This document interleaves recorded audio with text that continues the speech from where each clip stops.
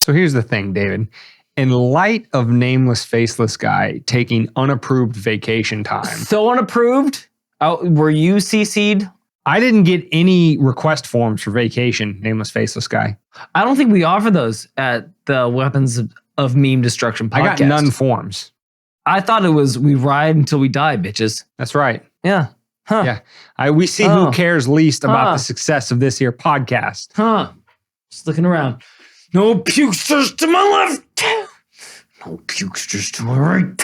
So anyway, in light of his unapproved vacation time, which he's now on, we are pre-recording this episode. And I thought, you you thought it. We thought. Oh, thank you. It was it was a collaborative effort.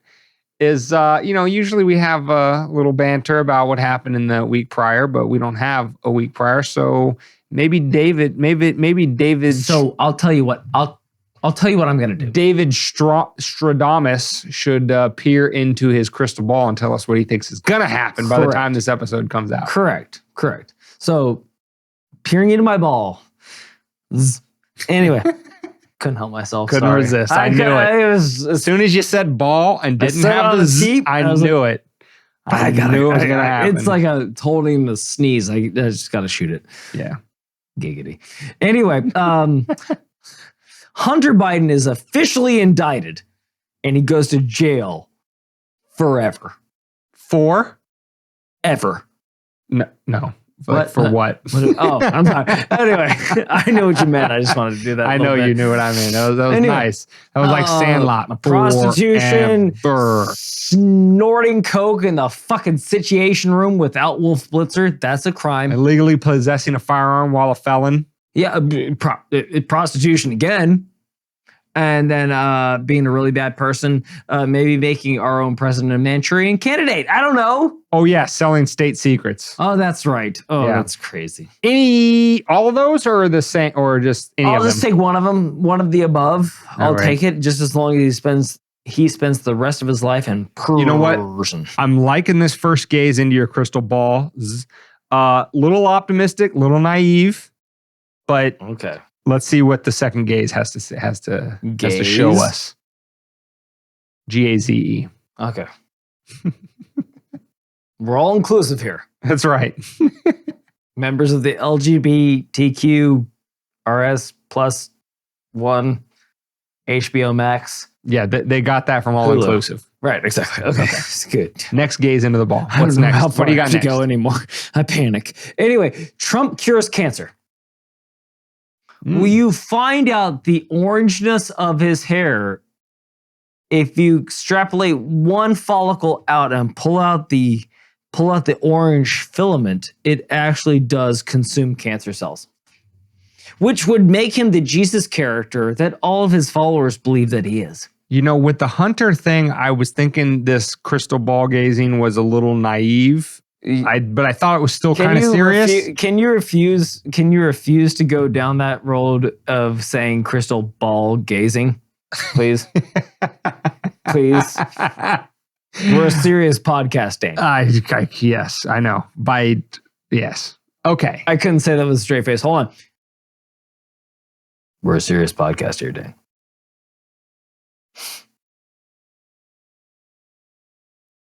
All right, that's as serious as it got. Anything else in that ball of yours?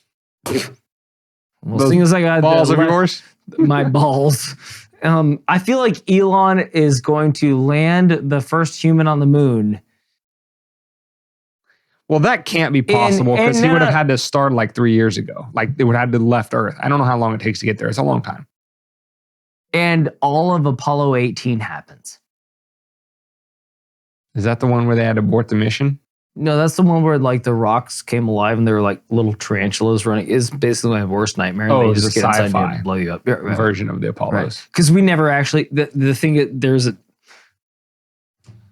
Welcome to the comics workshop. The thing is that the joke was that we never actually landed on the moon. Yeah. So he actually landed on the moon this time, and the fiction that was Apollo 18 actually turned out to be true.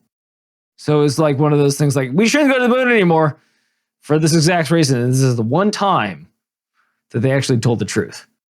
And we brought spider rocks back to the Earth. Oh, shit. Yeah. Sounds dangerous. I'm just saying, he's a savior. So you're saying he lands on Mars and there's spider rocks? He does it. And then they fly back, and then we're fucked. And then we're screwed. So he's actually the one that extincts the planet when he was trying to terraform and create humanity. It's this make humanity a juxtaposition. multi-planetary It's a species. juxtaposition. It's like he's I trying like to it. spread. I like it. There's layers, there's levels. I like it a little bit.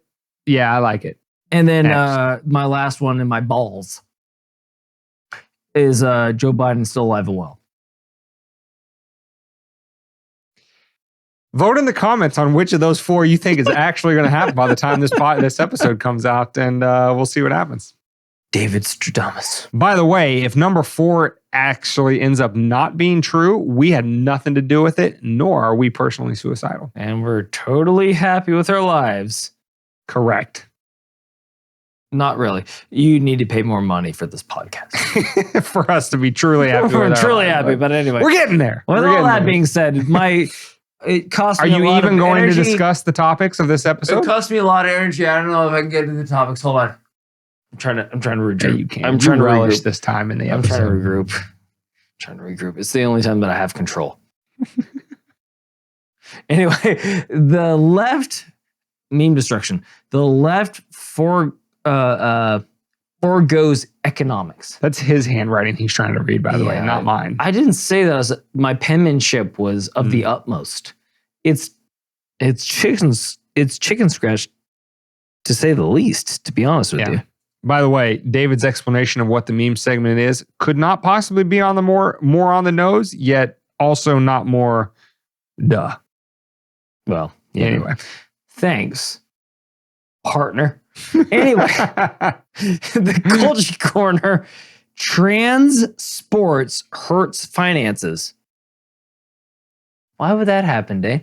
Hurts finances. Hurts finances. You're going to have to explain that one when we get in. Maybe we will. Maybe we will a Okay. little bit more. Epstein didn't kill himself. The SEC sues Bitcoin and Binance. No. Coinbase and Binance. That's what I said. Can't sue a decentralized ledger. I mean, you can, I guess. You can try.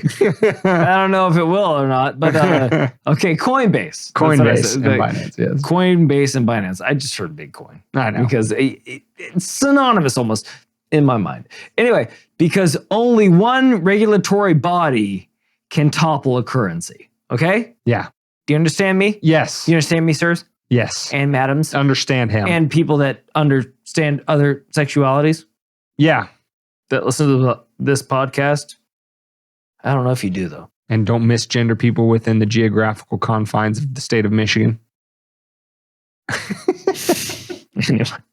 All right, and then the main topic is Zelensky suspends elections. What the fuck were we fighting this war for then? Dane? Are.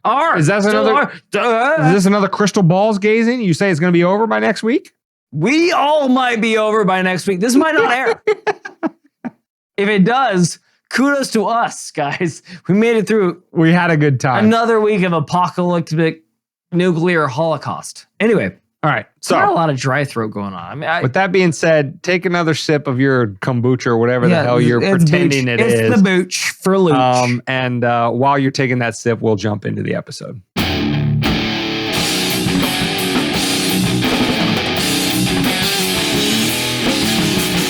Okay, I'm going at 11.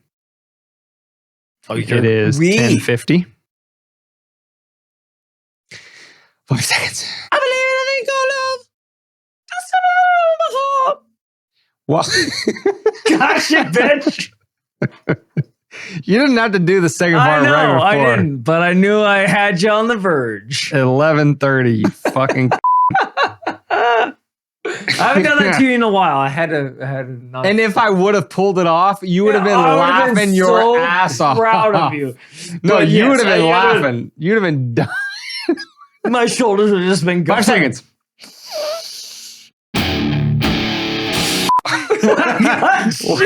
Welcome to Weapons of Mass Destruction Podcast, episode 154. Nameless faceless guy get me and they get him. There you Every day, go. There we go. David tries to screw up my jump in by making me laugh, and today he succeeded. So I'm Ace Ventura. I'm the guy blowing the spitballs on the guy balancing in Ace Ventura 2. It's like, with my help, he could be the best.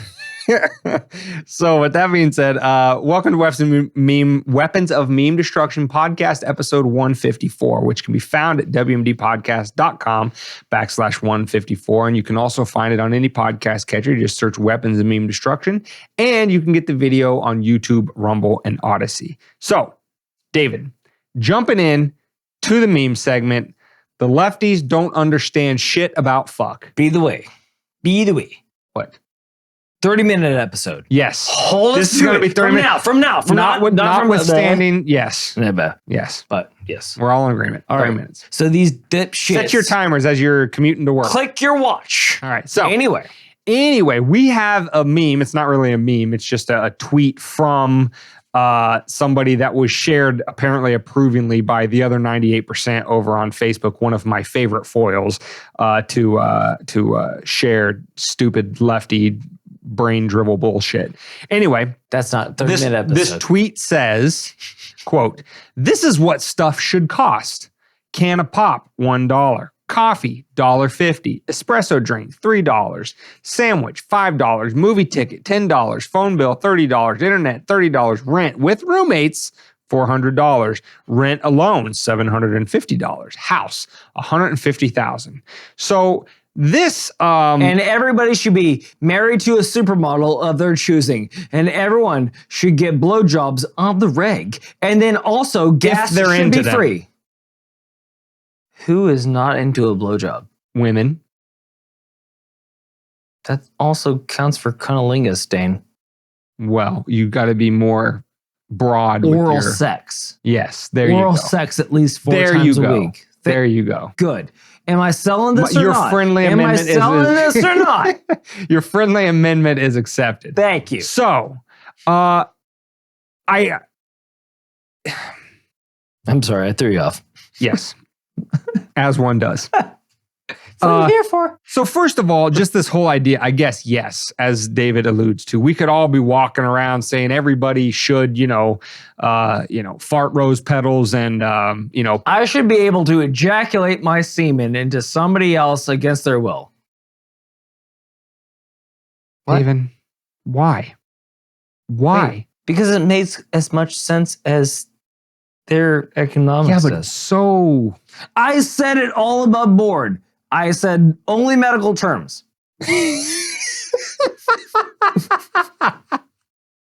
I don't think against their will is a medical term. I think that's more of a legal term, and that's a term that could get you in a lot of trouble. All right, it's legal terms. But all I'm saying is that I can make all the declarations in the world. I think... Remember, ladies and gentlemen, why these episodes are not 30 minutes. Yes, I have a tendency to be a little bit long-winded, but yes, David has a tendency. Have our shortcomings. But just David like has a tendency to say things that I now need to qualify so that we don't get charged with something. Oh, I'd rather get charged with something than get murder-suicided in the middle of the field. Listen, David, we didn't kill ourselves. Arkansas. Okay. We never would kill ourselves. Anywho, Arkansas. Can we get back to the topic? Is that allowed? I was always there. I don't know where you went. Okay.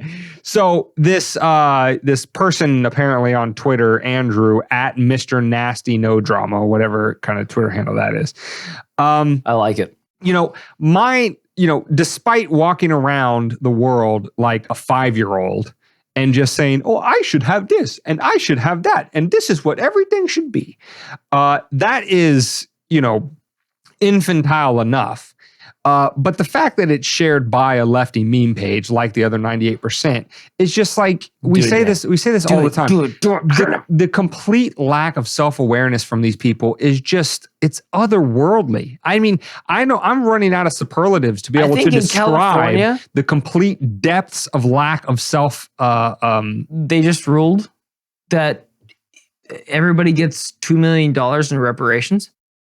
Yeah, something along those lines. Is that just not? I don't think that's actually happening, but but that's the point. It's like they have these like pie in the sky dreams of like, that's not how it's like that commercial. Like, this is my Facebook friends post like, this is my wall of friends. It's like, I unfriend you. It's like, that's not how this works. That's not how any of this works. I don't know if you know how it works, but this isn't it. Well, they don't. And like, these are the kids who their fathers told them, like, hey, listen, money doesn't grow on trees. And they just never apparently learned that lesson. Because the fact that it's shared by a lefty page is the funniest part of this entire thing, and why I say they lack in such self-awareness, is because despite the fact that they're wandering around like, oh, this is what things should cost, is they have not a fucking clue about the reason why things don't cost that. iPencil. And the reason why things don't cost that when they did, 10, 15, 20 years ago, is because of the policies that you morons champion. It is, listen, I'm not saying that the political right is, always fiscally responsible and they back up what they say in terms of fiscal responsibility, because they certainly don't.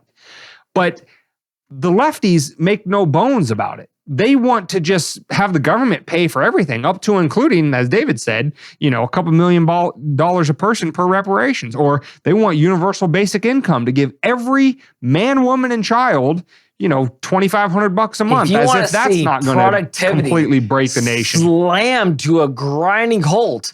Give everyone $1,400 a month. And the reason why a can of pop doesn't cost $1 today and costs, I don't know, maybe close to $2. It says can of pop.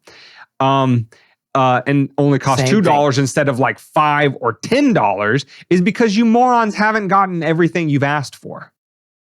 That's why. As bad as inflation is, it could always be worse if you get everything you ask for.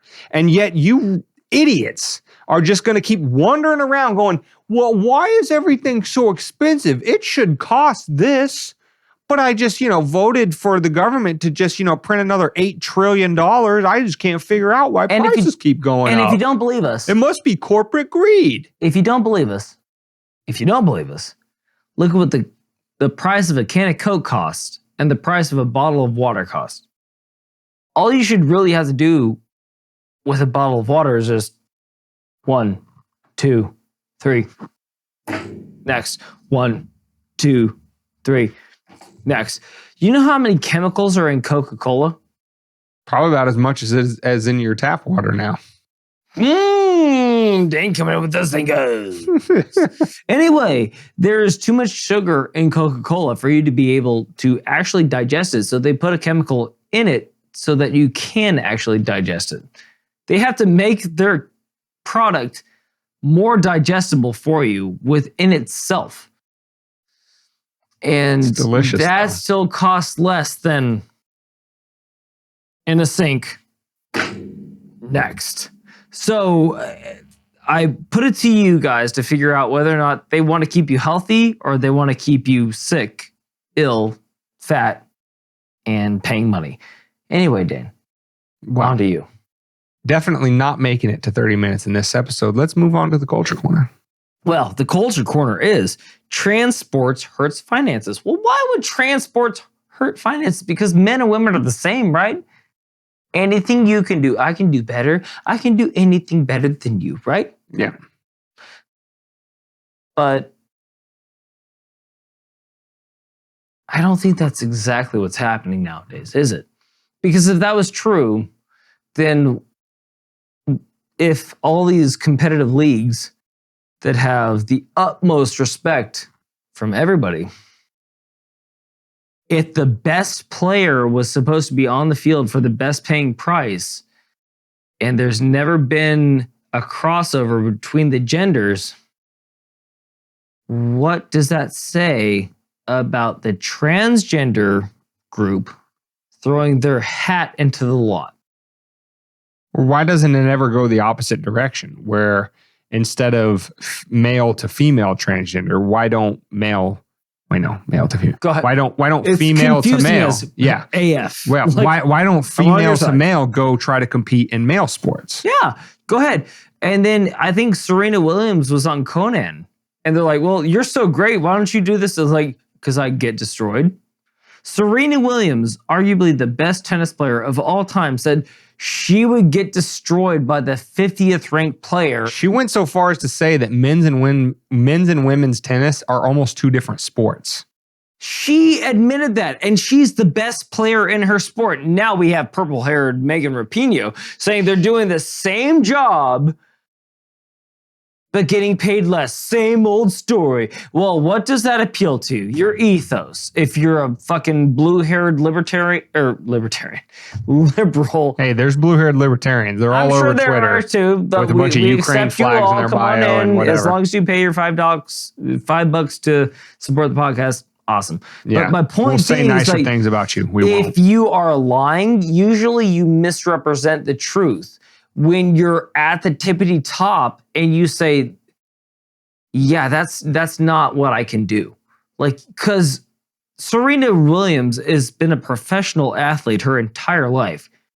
As a professional athlete, you know what your body can and can't do. God knows Dan and I tried to make ourselves professional athletes throughout our training sessions.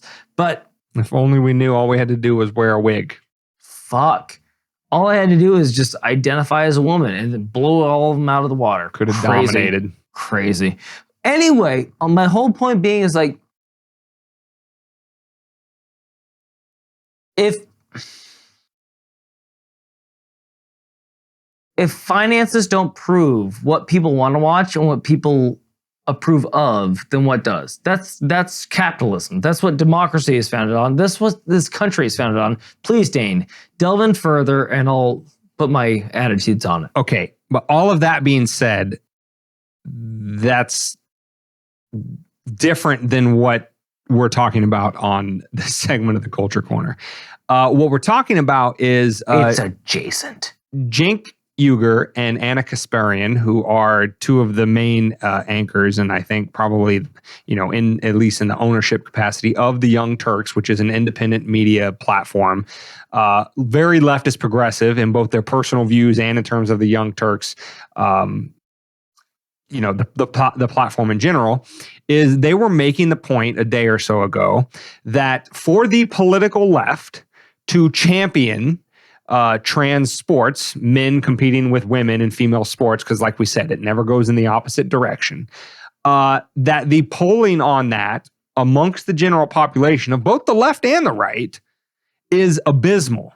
And so abysmal that it is a political loser no matter which way you cut it. You can have all your high ideals about men and women are absolutely equal and trans, women are women and they should be able to compete. You can have all those opinions you want. But the point Cenk and Ana were making was that if you want to die on that political hill, you risk losing a lot of other things that you might win on because the candidate that you pushed to the forefront, who was in favor of that, from your party is going to get absolutely washed in the general election against the other party because, again, the trans sports thing is so abysmal in terms of its polling, is that nobody supports it. Now, the critique against Cenk and Ana from the left is, oh, Cenk and Ana, you're just like those white liberals during the civil rights movement who said that, Can't they ever take any criticism? Who said that, if they weren't, so, engaged in so many civil protests and all of that kind of stuff, then, African Americans would get their way and all that kind of stuff. That's a very, very poor approximation or a poor analogy to what they're saying in this instance. What they're saying is, we want all of these other progressive ideals. We want, for example, universal basic income or universal health care, or, we want to have transgender surgeries covered by the state for free for anybody who wants it. Cenk and Ana would agree with you 110%. But guess what? There ain't nobody in one party who's ever going to support that. There are some people in your party who will, but for political reasons, for success reasons, if they want to get elected, they can't support the trans and sports stuff because it's so politically unpopular across the entire political spectrum. That seems to be a relatively unobjectionable point to make. They're trying to yet help. They are absolutely being roasted by progressives in the left. And I just thought that was funny. That was, Leftists are always turning on each other in this way. Again, it goes back to that old adage, you're never woke enough. If you're woke today, good luck tomorrow, because they'll change the script on you. And all they were literally trying to say is that if you really care about this topic, let it slow roast. Let it come into fruition. But you can't just force it down people's throats and put fucking legislation in place that is so, like, as you said the last podcast, being able to drive a truck through in legal terms. Yeah. So what was the phrase? Well, the way that the statute was written, the felony in Michigan for misgendering somebody, the way it was written, you could drive a legal truck through it. You could basically hornshoe anybody into violating that law and prosecute them under it. So don't give that kind of legal jurisdiction to the next side. Because the thing that we say on this podcast, we've been saying it since day one, which was however many years ago, but the door always swings back twice as hard as you swung it the first time. So if you want to put this legislation in play, cool. But just to understand that there's going to be a day, I know it's so far gone beyond you that there would be a day that you're not in power anymore because you can't see 2 feet in front of your nose. And when you do see 2 feet in front of your nose, you just say that it wasn't 2 feet, it was your own 2 feet. And then you write your own you can tell people to write your own story for you and erase the other story behind it that made you look bad. Got it. Cool. You think you have control. When you don't have control, it swings back twice as hard. And if you leave that legislation there, they're just going to use that to motherfuck all your ideas. So what the better pursuit is a conjunctive pursuit of what is better for the whole. And Dane, what would be better for the whole in this circumstance? Well, yes, according to Cenk and Ana, which I think from their perspective, again, David and I would probably disagree with them on 95% of the opinions they hold. Because again, they are self-avowed, unapologetic leftist progressives. Liberty is not something they particularly care about at all. It's not their North Star. Their North Star is equality. And as we've said before, that's like nailing jail into a wall. Right. Yes, because, you can always say that, oh, well, we just need to be a little bit more equal and that justifies the next program. And then there's no end to it. That's what Cenk and Ana would probably self-describe as, and which is why we disagree with them on almost everything. But from their perspective about being on the political left, and if you want to achieve all of these great other leftist progressive political ideals, you are going to need to have electoral success. You can't be laughed off the ballot every single time your candidate that you prefer gets through the primaries and they're yes, men can compete with women in sports as long as they call themselves women as well.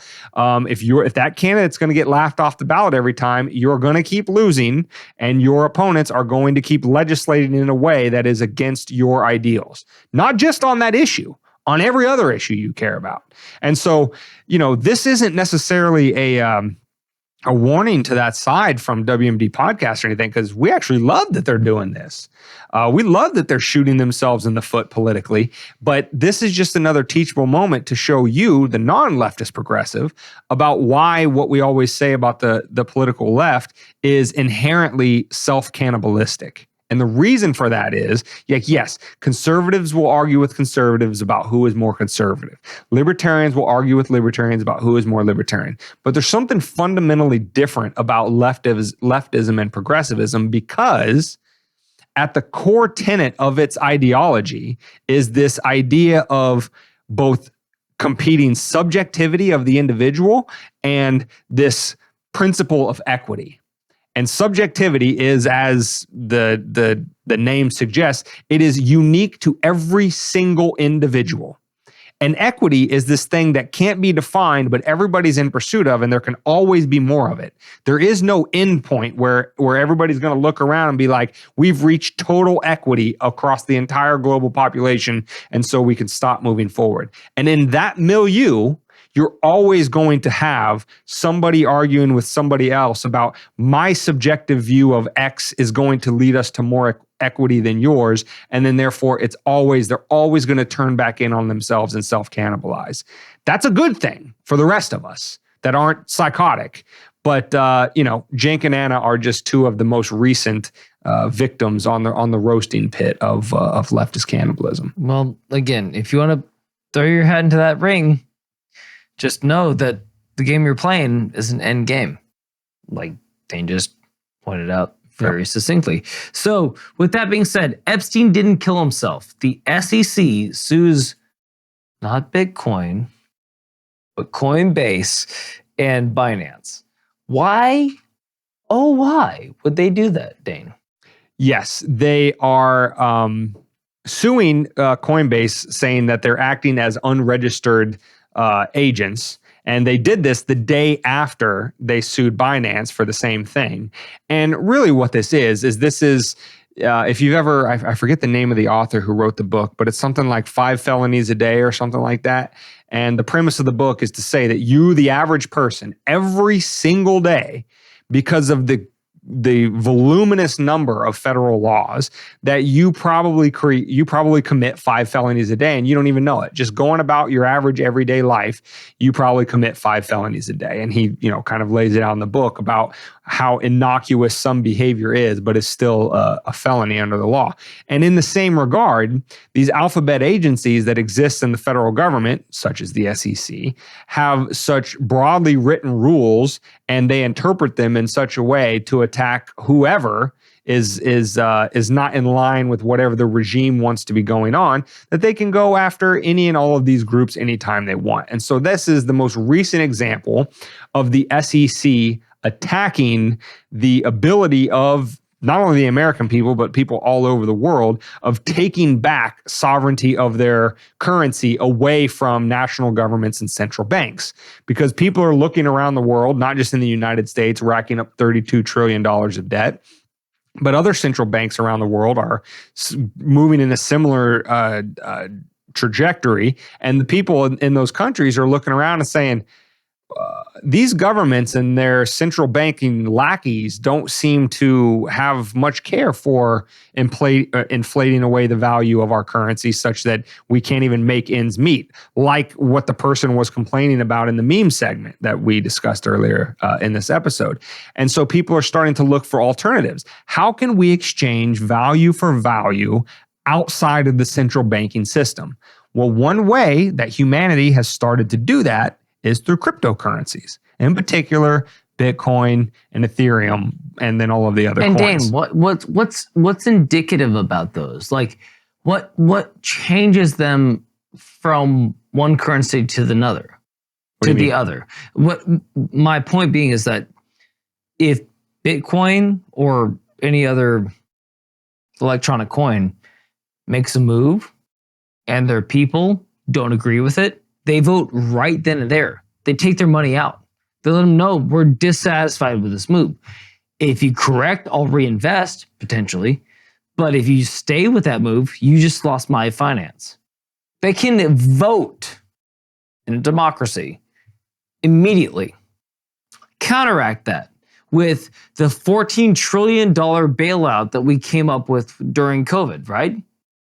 We printed 40% of the money that has ever been printed ever in 1 year. And you listen to your government say it will not affect you one iota. How are those eggs looking? Did we get a vote on that? Or did the elected representation just tell us what was happening?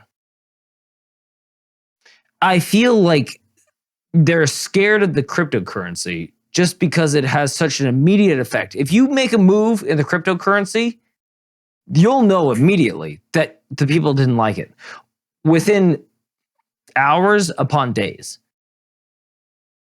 In our government, they're like, suck it up, Buttercup. We'll see you in 4 years. Oh, and by the way, in 4 years, all those people I just made this move for that fucked you over royally, they're going to give me more money. So you're going to see more of my advertisements on your screen, which means that you're going to be closer and closer to me within proximity because you see my face, you're more familiar with me. And just as a human mechanism, psychologically, you're going to feel more attached to me. So you're going to vote for me because you trust me, because you've seen me more often. That's the difference. That's why they're so scared of it. That's why they're trying to implement regulation upon them. And with that, I'll knock the ball back over to Dane's court. And the Epstein moment here is this attack on the people to try to take back control of their currency away from the mismanagement of government and bankers that are in bed with government and all that kind of stuff.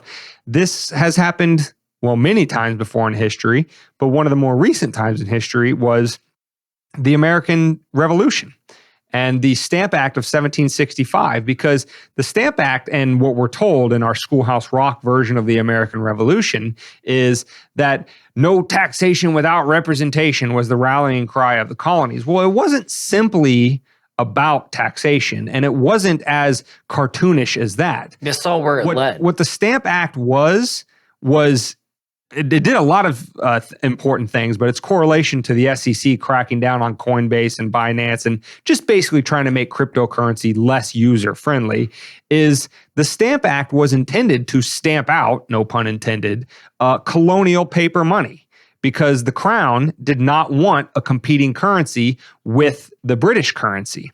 And printed materials like legal documents, magazines, newspapers, etc., were required to carry the stamp. But here's the key. The stamp had to be paid for in British currency, not colonial paper money. That's what it was.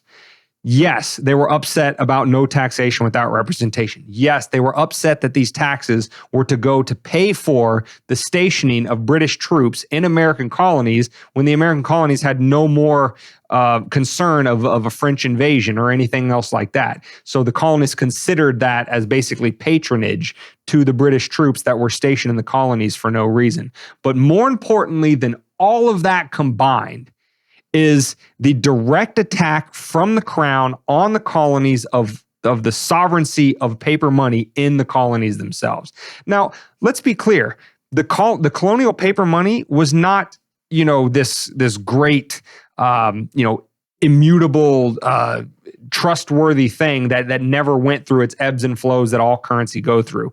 Just like cryptocurrency today, you have shit coins that are complete speculation and that you can lose your ass, in a matter of seconds when it goes to zero. Multitudes of millions of dollars. But the beauty of it is that it's competition. And as David was saying about voting with your dollars, there is no more direct and fair democracy, if that's what we're really all after as an ideal, than the idea of saying, I'm going to keep my wealth in this currency because I trust this currency.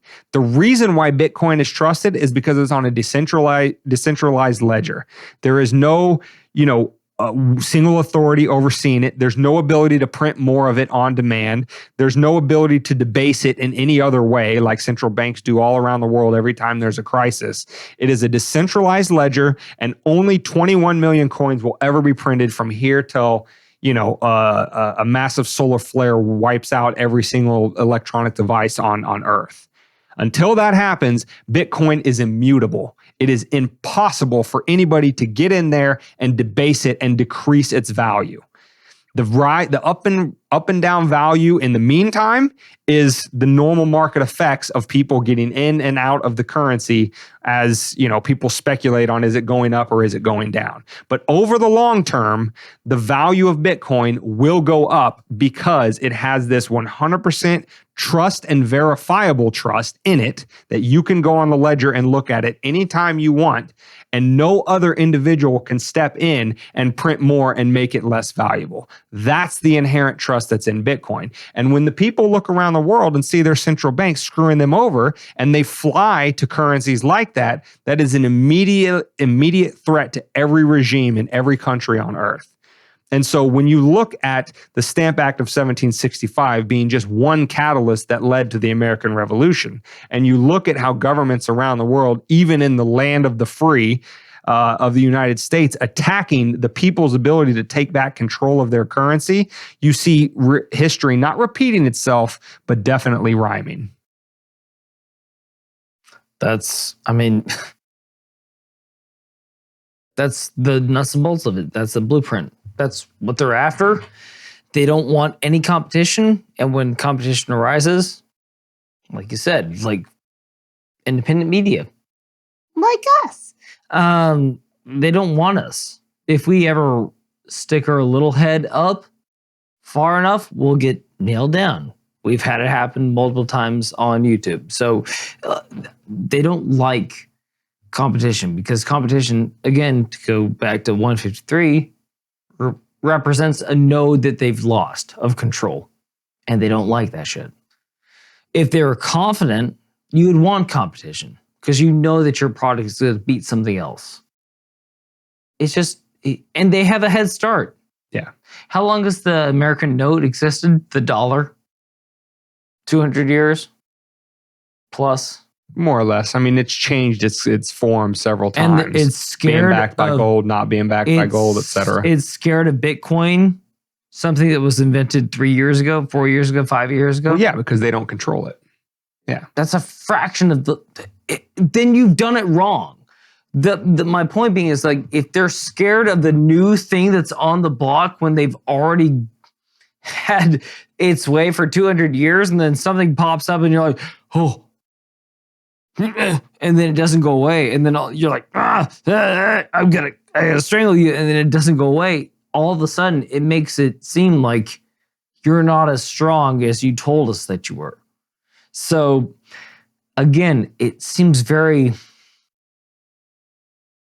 je ne sais quoi for the government apparatus to be very against whatever is happening in the market. But well, and a picture being worth 1,000 words, we'll have nameless, faceless guy put up a picture right here of the value of the dollar since the creation or since the establishment of the Federal Reserve in 1913. The US dollar has lost over 95% of its value. So if you're wondering why your dollar... You can't buy a fucking house, why you can't buy eggs, why you can't do anything right now. Yes, it's because the Fed continues to print money in order to monetize the government's debt, and there's no incentive on the government to not spend more money and go further into debt because the Fed just does this endlessly until you wind up with, a fiscal collapse. But they're telling you that you're gonna have to eat less. You're gonna have to spend less. You're gonna have to figure out where you want to go with your family, but maybe it shouldn't be the Grand Canyon. Maybe it should be closer to home. I don't know. Yeah. But you need to adjust your life because you need to make this country work. Meanwhile, they're the ones pulling the fucking levers to make this country work, and they take zero accountability for where it ends up. So I'll tell you, if Bitcoin's chart looked like the collapse of the US dollar since 1913, if it was all downhill, there would be nobody getting into Bitcoin. Nobody gets in over a 110-year period and says, well, this thing only goes down. I think I'm going to invest more money into it. Yes, Bitcoin has been volatile since it, came on the scene in 2010, but it doesn't look like that. It looks like the regular market forces at work. And I am going to love in the year what is 100 years from now? 2123 on episode God knows what of WMD podcast. Yeah, we're going to be alive. Speaking it into existence. When we look back and we see the chart of Bitcoin versus the chart of the dollar, if the dollar even exists back then, and we'll say, we told you so, you whippersnappers. So anyway, that's why the government's attacking your money. They've done it before. 130 plus years old, Dave. Yeah, bro, we'd be old as balls. Dude, people live that long now? Not very many. The first person that's going to live past 150 has already been born. First person that's going to live forever has already been born.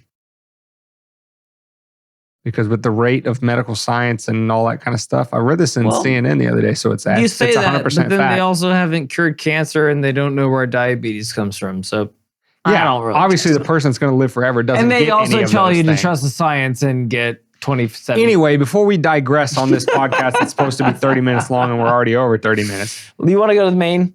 Point is, when people like Anselm Rothschild say things like, give me control of a nation's currency and I care not for who makes its laws, take them seriously.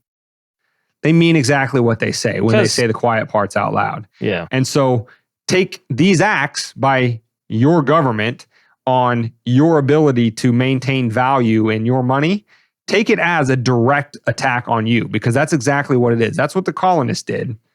And, if we were half the men and women they were, bodies would already be stacking. But, that's not a call for anything. In fairness, life was cheap back then. If you snorted the wrong cocaine, they thought you were a witch, so they'd burn you at the stake. Life is much cheaper now. There's a lot more of us. Inflation. Hunter, looking at you. Anyway, the main topic is Zelensky suspends elections in a war that we're fighting for fucking democracy. He can't even uphold democracy within it. I know, ain't that a We're shame? giving him endless funds that we can't track, by the way. Billions of dollars. Billions of dollars that we're just like, it went to Ukraine. Like, where in Ukraine? And then, but it's for democracy, so we did it for democracy, did we not? Okay, we're helping him, but he's fighting off the Russians, which are bad boys. They're like the age of Ultron. Ultron came down, and then we gotta fight him. We beat him. Yeah! Now we're so great. Fuck you. Yep. Anyway, don't be so derivative, America. Don't be so derivative. All your democracy saving money, you'll be shocked to learn, American taxpayer. And, God bless you if you're not an American taxpayer. I know you have your own issues to deal with in your own countries around the world. But speaking just to the American taxpayers, all of your billions and billions of dollars that are going to save democracy in Ukraine. Thank Christ, because democracy in Ukraine is what we're trying to do. Are actually going to suspend democracy in Ukraine. Oh, Even if you love democracy. By the way. Just saying it ain't happening. By the way. That little conflict in Ukraine, does it have any implications upon the world's health, by the way? Are we on the verge of nuclear holocaust by supporting a country that is our general adversary within this country? Another country that has more nuclear capabilities than us by statisticians? A country that hasn't understood our way of the world just as much as we haven't understood their way of the world since World War II? A country that we don't give enough credence to actually succeeding in World War II, by the way. We demean all of the shit that they've done for our country because since 1946, they've been our general adversary. They've been our next Hitler. They've been our next devil. They've been our next definite person against our wills. So, Dane, with all that being said, you tell us the breakdown of the Zelensky suspension of the election. Well, I mean, it's pretty simple. He says as long as the war is ongoing, they're in a state of martial law. The parliamentary elections that are supposed to have taken place in October of this year, 2023, he says will not go forward as long as the state of martial law exists.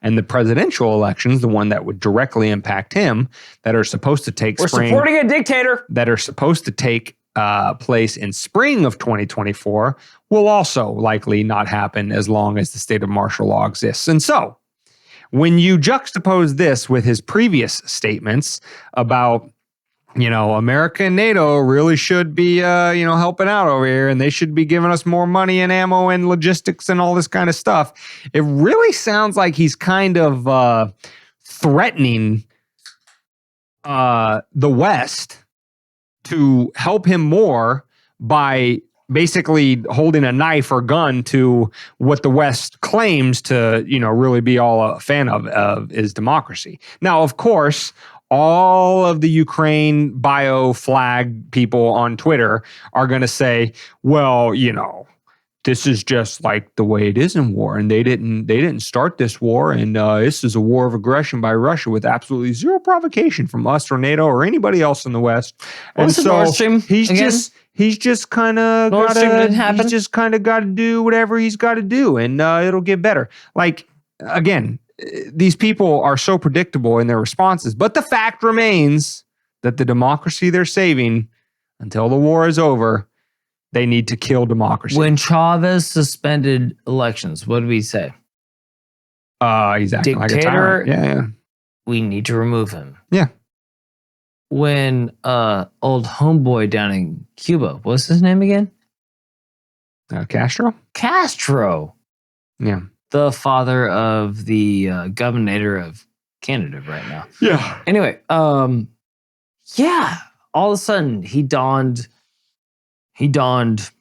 military greaves and just decided that he was going to control that country and there was no more elections. He is the dude. We want to fight him. So what makes Zelensky any different than Castro?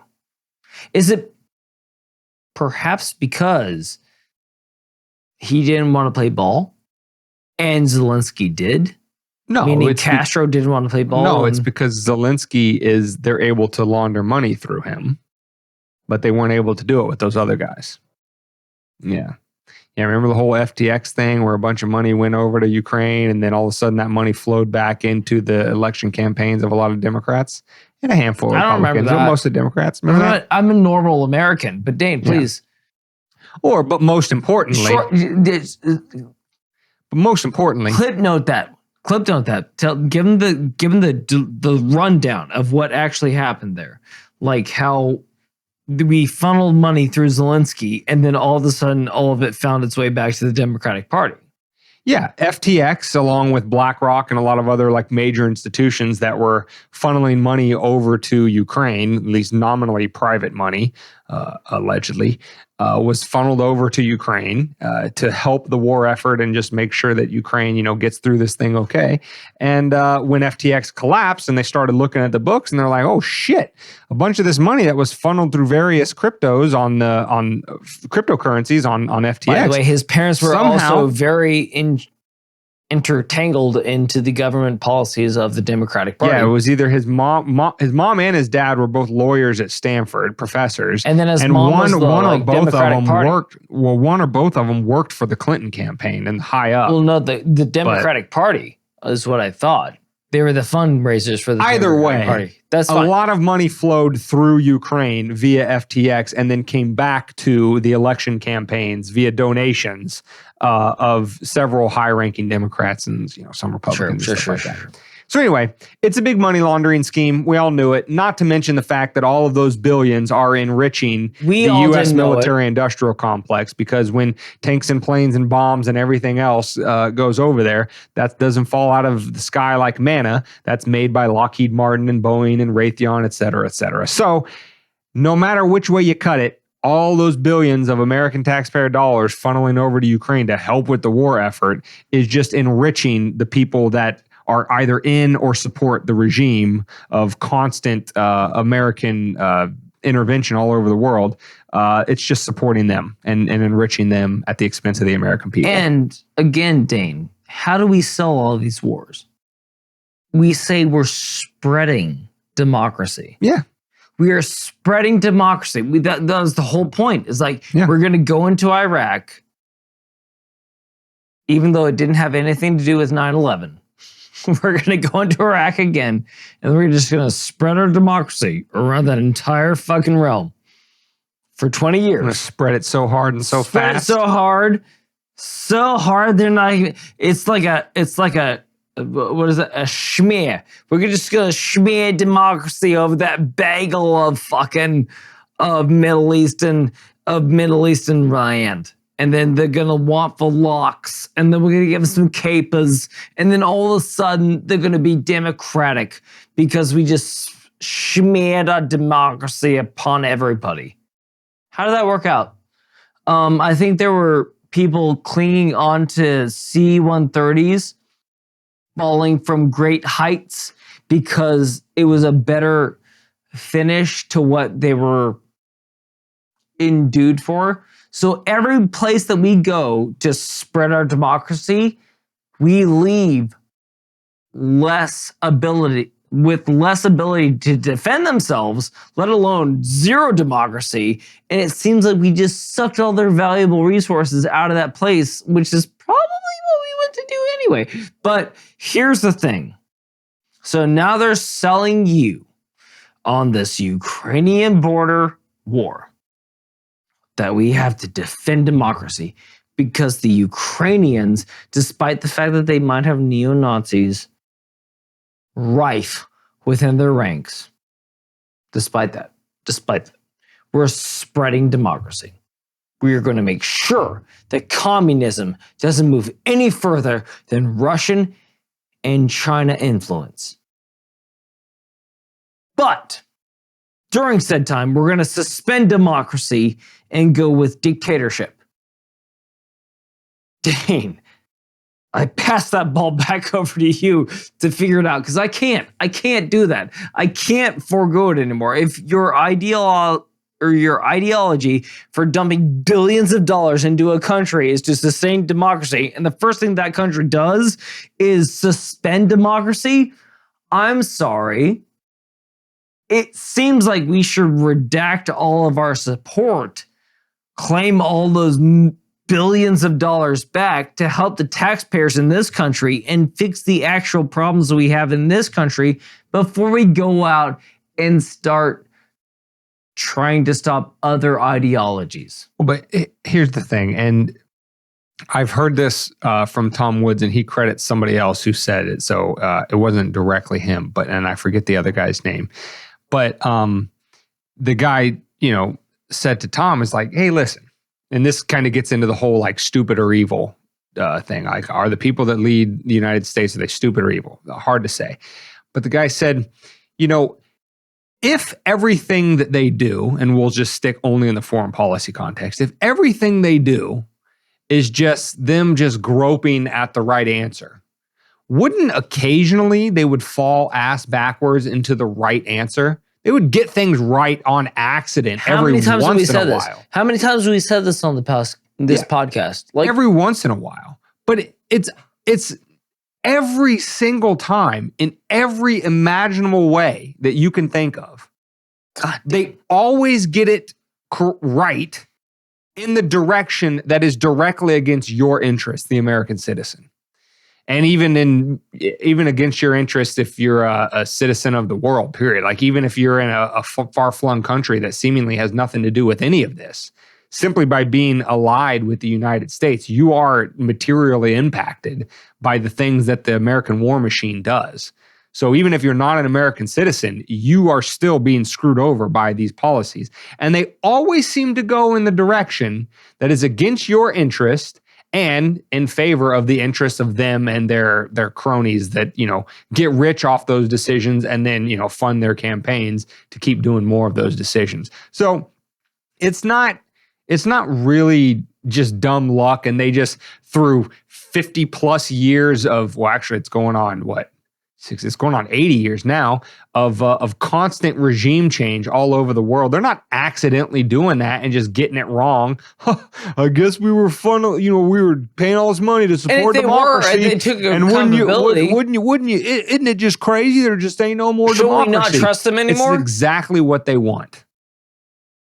Because it was never about democracy, and it was never about keeping America safe. That other line they used to always say, we got to fight them over there so we don't fight them over here. It's never about it's never about any of that. It's about stealing your money to give to their buddies so that their buddies can pay for them to get reelected, and you just keep voting around the circle jerk again and again and again until everything collapses. I would like to think that that's at some point in the near future, the American people will wise up. But until they do, the best you can do on an individual level is maximize your self-sufficiency. Because who knows when this house of cards comes tumbling down, and who knows how bad it is when it happens, how much of a storm you're going to have to weather. You're going to want to make sure that you can defend yourself, and you can feed yourself, and you can house yourself, and you can take care of your basic life functions. Because if you're relying on that regime of idiots to take care of you, they're going to pull up that ladder so damn quick and run into whatever bunker they've paid for that you won't even see them leave. Well, that's the whole point. Steel yourself to whatever they have planned. That's what COVID did. It taught you that they aren't here for you. You are dictated to as either an essential worker or a non-essential worker. I'll leave it at that. And then, by the way, some of those essential workers that after they got out of the hole that they dug themselves into, that didn't take the jab, that didn't comply, all of a sudden those essential workers became non-essential as well. Oh, how dare they not follow the edicts, even though they were the heroes one moment and the villains the next. But when are the actual villains going to be villains? When are you actually going to hold people accountable for what they do? Dane, I posit to you, is there any way to hold these people accountable for what they've done, for what they are still doing, for what they perpetuate to do? Like the Nancy Pelosi's and the Democratic leaders that when Tulsi Gabbard, probably one of the most electable officials that I've ever seen out of the Democratic Party, called out Hillary Clinton, called out Kamala Harris on a dais and had facts and figures that they couldn't fight against. All of a sudden, she's no longer a part of our representation anymore. Zero. Those two figures very much apart. Clinton was, there was whispers about whether or not she'd run or not. And then Kamala Harris is the VP. She can't form a sentence. I feel like Biden would win in a sentence formation competition with her. Like, again, the MJ quote comes to mind. Is that all I gotta say is that they don't really care about us. They don't care what you think. So you need to think harder. And you need to outthink them, which as a member of the Weapons of Meme Destruction podcast, I have a shining light in the air for you. It's not that hard because they're not that smart. Your elected officials aren't smart because, like Dane said, if they were just dumb, they'd accidentally fall into the right answer some of the time. These dipshits fall into the wrong answer all of the time. How hard is it to out-strategize that? Just look at where the money is paying them. Look at who funded their campaign. And then just know where their vote is going to lie. That's it. No more, no less. Lindsey Graham wants to perpetuate this war in Russia, which, by the way, I love this for the last part of my little diatribe. That war in Russia has predication on whether or not this world, for us as humans, as a species, keeps circulating. Oh, trust and believe. How would you say that? When we nuclearly, when we sanitize this country, this world, with nuclear weapons, we're not going to be here anymore. But the Earth will. That's all I'm saying. If we are a virus and all we want to do is conflict and keep fighting each other and keep denigrating each other, we will be erased just like a virus is. Like a cold. Like, should I say it? I don't want to get this erased from YouTube. COVID-19. Just like everything else, your body will naturally get rid of it.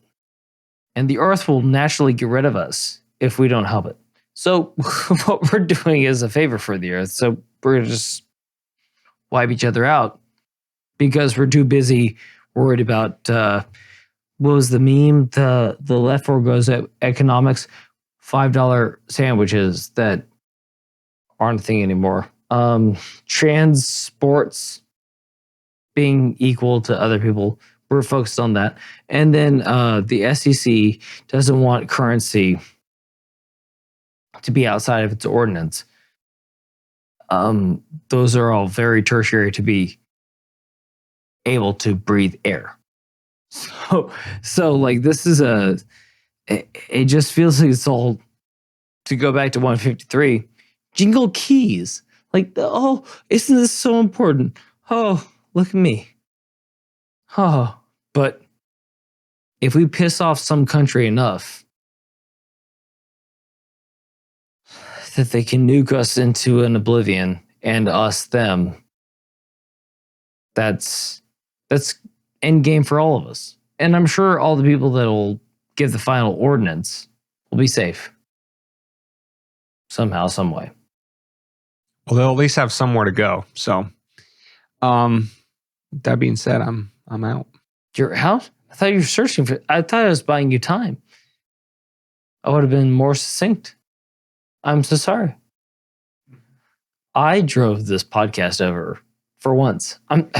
Again, it was all feckless. I didn't. I could have summed that up a lot quicker than I did. But anyway, other than all that, Dane, where can they find this wonderful 154 episode of Weapons of Meme Destruction podcast at?